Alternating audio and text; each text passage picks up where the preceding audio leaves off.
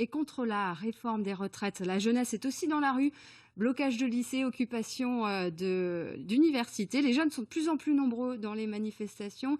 Quel rôle espèrent-ils jouer dans la suite du mouvement? On va en parler avec vous, Timo Lecky. Bonsoir.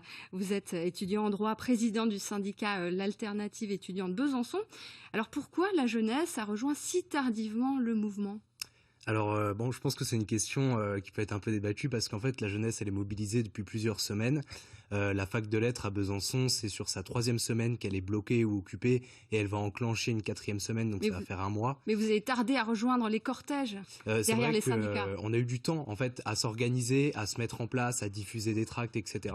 Mais on le voit bien aujourd'hui, elle est présente dans les manifestations et en fait c'est parce qu'il y a eu une prise de conscience qui a été faite progressivement grâce notamment aux cours alternatifs qu'on a pu mettre dans la fac, puisque quand on occupait nos lieux d'études, on les a pas simplement bloqués, on les a transformés en un lieu de conception d'esprit critique.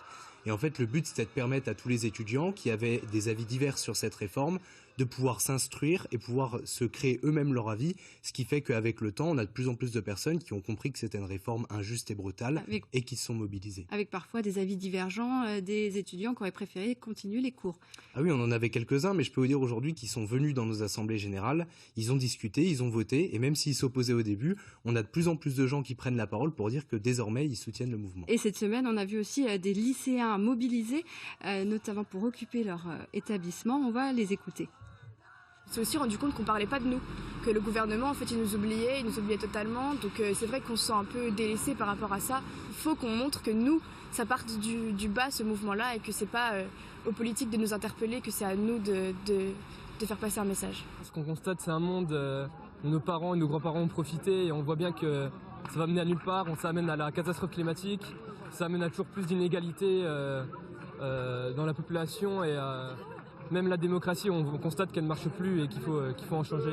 Après, ça touche nos familles, donc ça nous touche indirectement et ça va nous toucher aussi. Je pense plus, le temps qu'on arrive à la retraite, il y aura forcément d'autres réformes, mais qui seront peut-être plus fortes si on continue comme ça. Il faut changer les choses, mais par la discussion, par la parole, c'est ce qu'on nous apprend au lycée.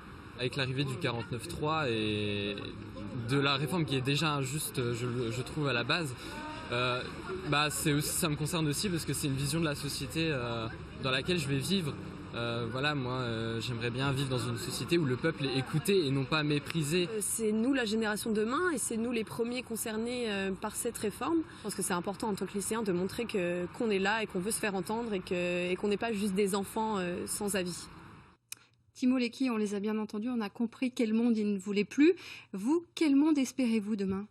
Nous, tout simplement, un monde très simple, un monde démocratique.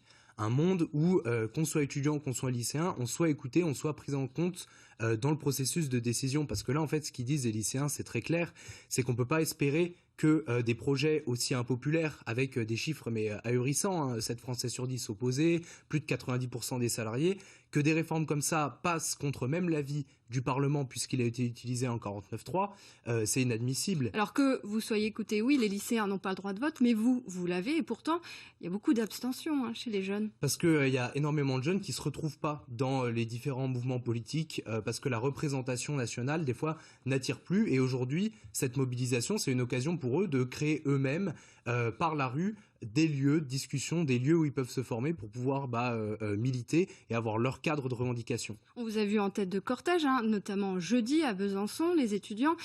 Vous avez pris part à des rassemblements spontanés aussi tout au long de la semaine.